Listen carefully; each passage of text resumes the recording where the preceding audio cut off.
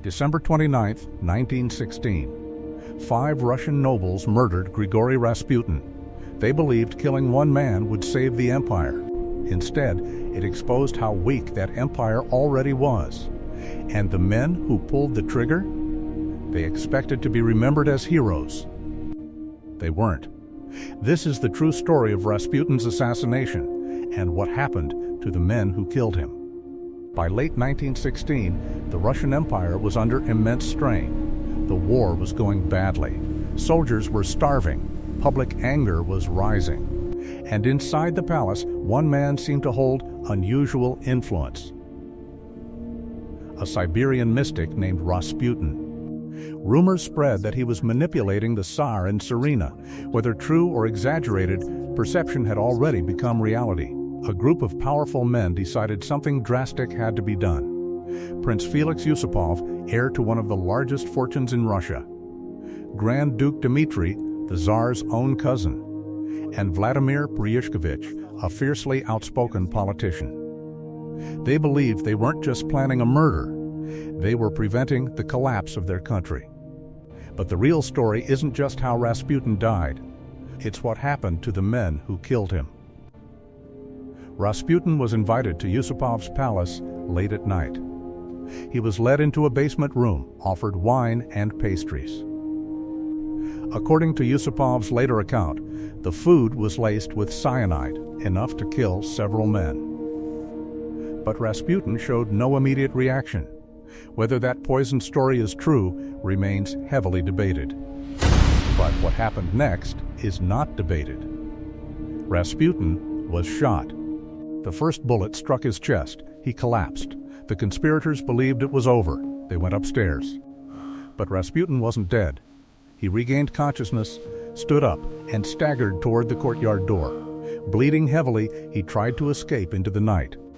The conspirators panicked. They chased him into the snow. Gunshots echoed again and again. Finally, a point-blank shot to the forehead ended his life. They wrapped his body, drove to the Malaya Nevka River, and pushed him through a hole in the ice. 2 days later, his body was recovered. The killing had been brutal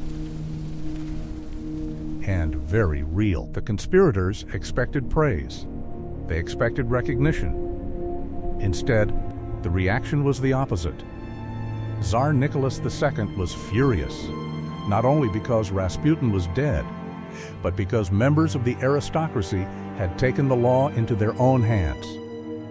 Still, he faced a dilemma. He could not execute his own cousin, or one of the richest men in Russia. So instead, he exiled them. Grand Duke Dmitry was sent to the Persian front. Prince Yusupov was banished to his rural estate. They had escaped punishment. But only for a moment. Within 10 weeks, everything changed. In March 1917, revolution erupted. The Tsar abdicated. The Romanov dynasty collapsed. The system they tried to protect was already beyond saving. Soon after, Rasputin's body was dug up by revolutionaries and burned to ashes. But the real story begins here. As the empire collapsed and the Bolsheviks took power, the conspirators were forced to flee. Vladimir Pryushkevich stayed behind to fight the new regime. In 1920, he died of typhus in a refugee camp at age 49. Prince Felix Yusupov escaped to Paris. His vast wealth was gone. To survive, he published a memoir in 1927, detailing the assassination. That account helped create the legend of Rasputin as an unkillable figure. Yusupov lived the rest of his life in exile, dying decades later, far from the empire he tried to save. And Grand Duke Dmitry, the Tsar's punishment may have saved him.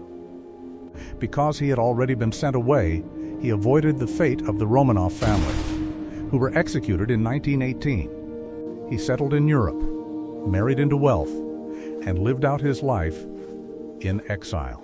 They killed a man to protect an empire. The empire collapsed anyway, and the men who believed they were shaping history became relics of a world that disappeared. History doesn't just punish failing systems, it overtakes the people trying to control them.